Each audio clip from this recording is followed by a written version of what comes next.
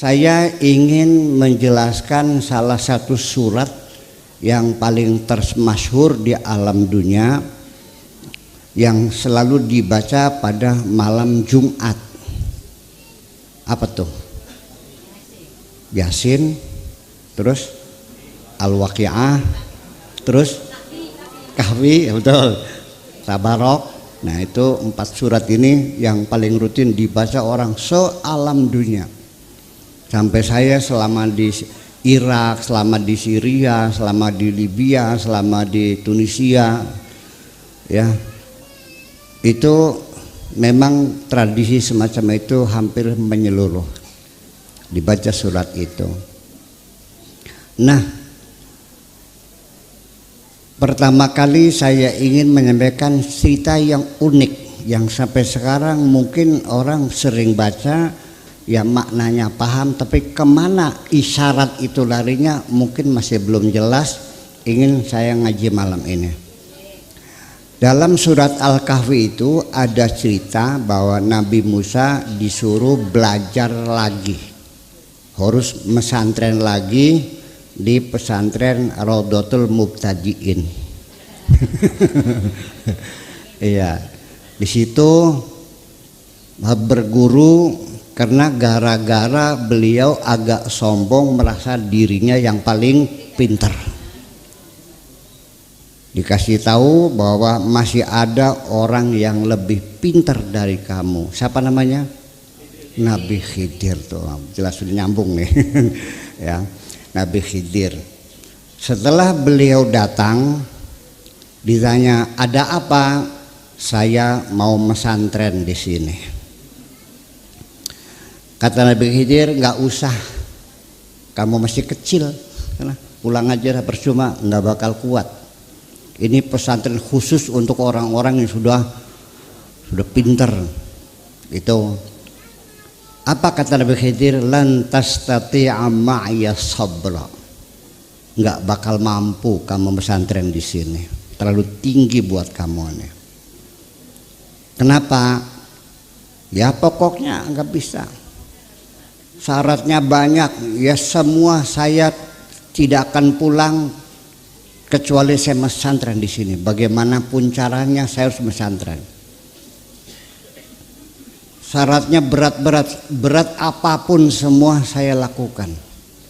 Insya Allah saya kuat. Saya ini utusan Allah. Saya ini kalimullah. Saya sudah bisa berbicara dengan Allah langsung gitu.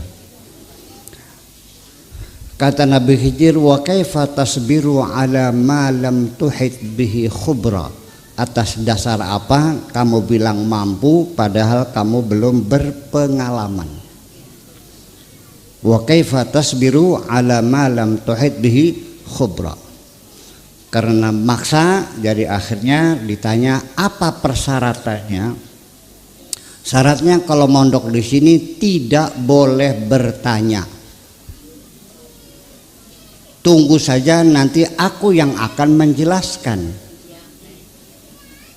La tas'alni hatta uhditsa laka khubra.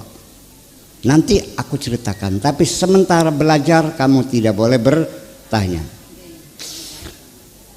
Kata Nabi Musa, "Kun ma syaratnya gampang pisan kun mah.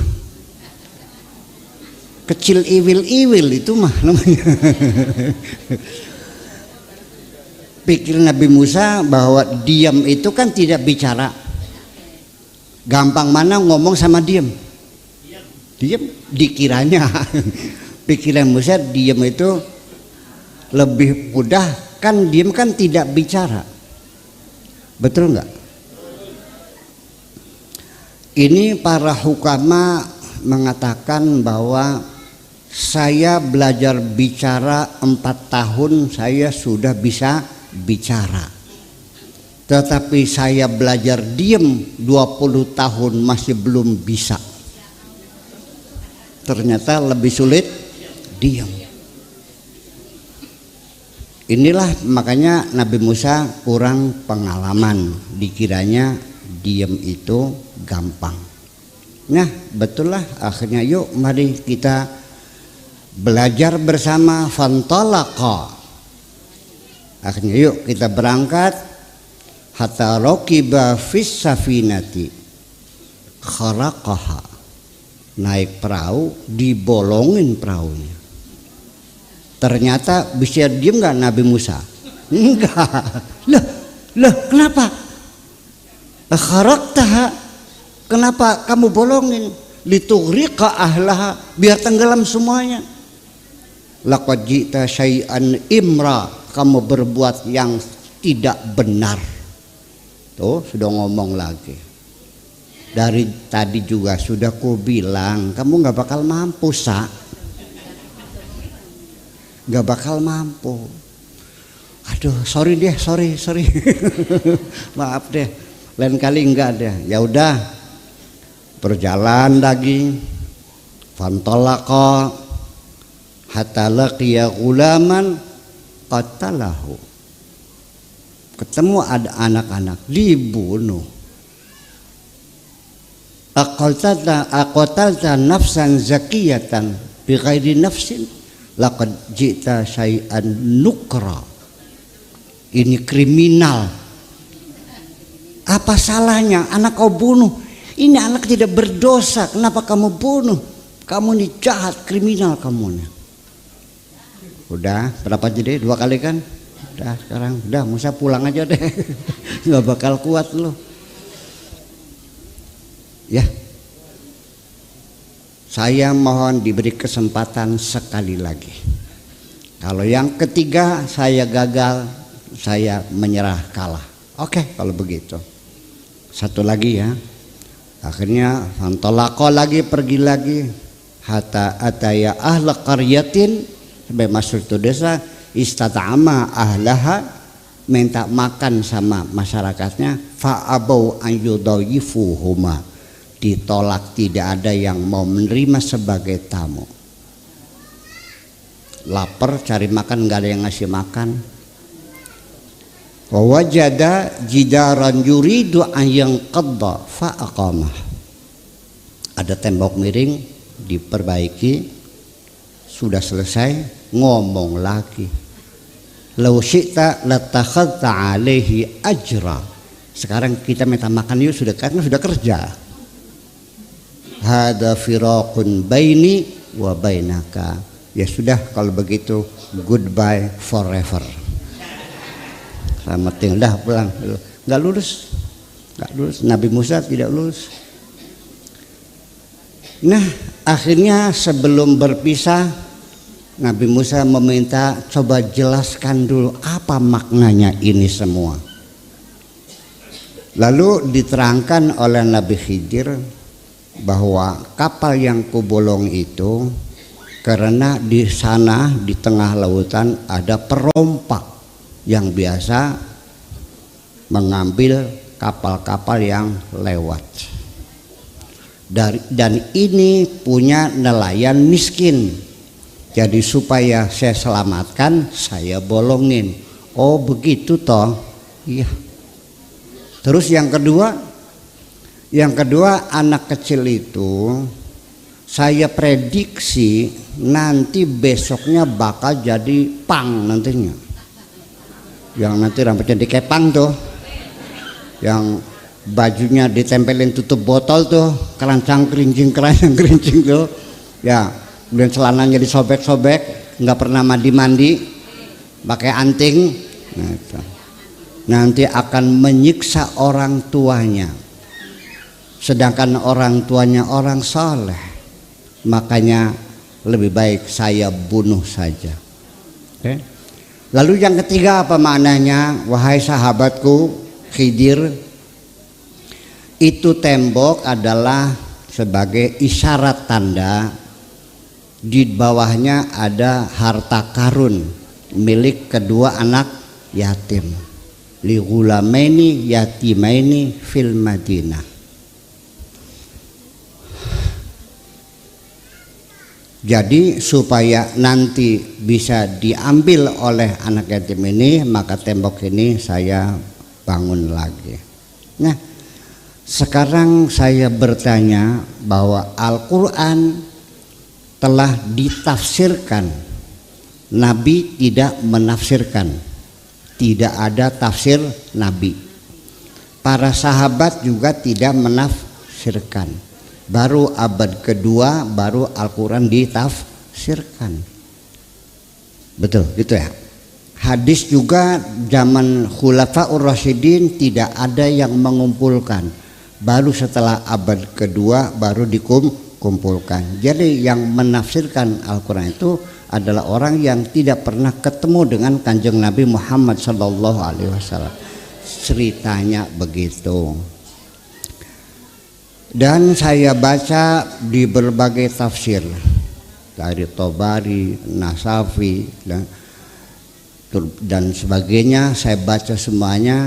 Dan ternyata mungkin orang desa pesantren juga mungkin nggak paham nih. Maksud saya, apa manfaatnya cerita ini untuk kita sekarang? Apa manfaatnya? Macam-macam ceritanya, betul nggak? Sok manfaatnya apa untuk kita? Ada anak dibunuh, ada kapal dibolongin, ada tembok didandanin, terus manfaatnya apa untuk kita?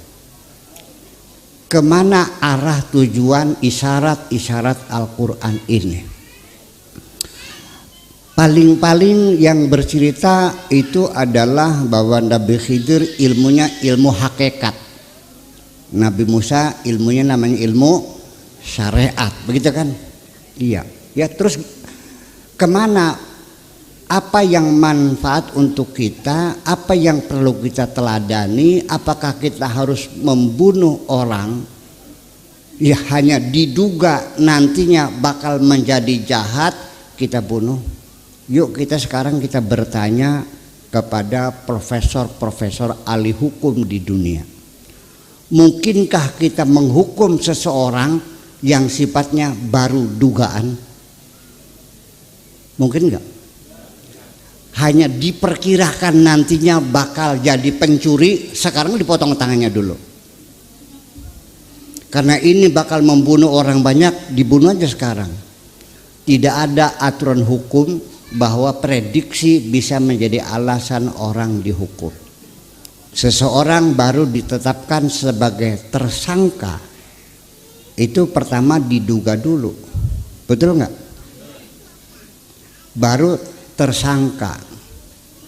Setelah terduga terus tertuduh terus tersangka. Itu pun harus ada dua alat bukti yang pasti, betul nggak? Dan keyakinan hakim baru diputuskan. Nah, saya ingin menjelaskan ayat ini penting, bahwa itu maksudnya kita mulai dari yang terakhir dulu, bahwa tembok miring mau rubuh itu didandani, artinya bahwa ini pesan dari Allah untuk seluruh umat manusia, bahwa aset-aset negara yang menjadi tulang punggung ekonomi, kekayaan bangsa itu harus dilindungi, harus dipelihara, harus memikirkan anak cucu. Betul nggak? Jangan sampai harta itu menjadi hilang, jangan dihabiskan. Sekarang Ibu Tuti marah-marah karena banyak pencuri ikan dari luar, betul? Dan kapalnya dibom langsung oleh Ibu Tuti. Hebat nggak? Hebat.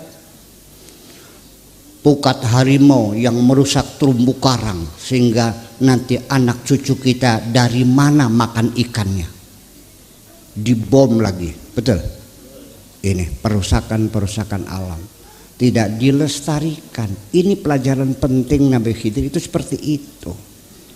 Jadi artinya ya sekarang sawah habis buat bangunan rumah, betul nggak? Buat jalan tol, buat ini. Nah, lama-lama sawahnya habis nggak? Lalu nanti nanam padinya di mana? Di gendeng. Ini pelajaran dari Nabi Khidir kepada kita semua, bahwa anak cucu harus kita perhatikan.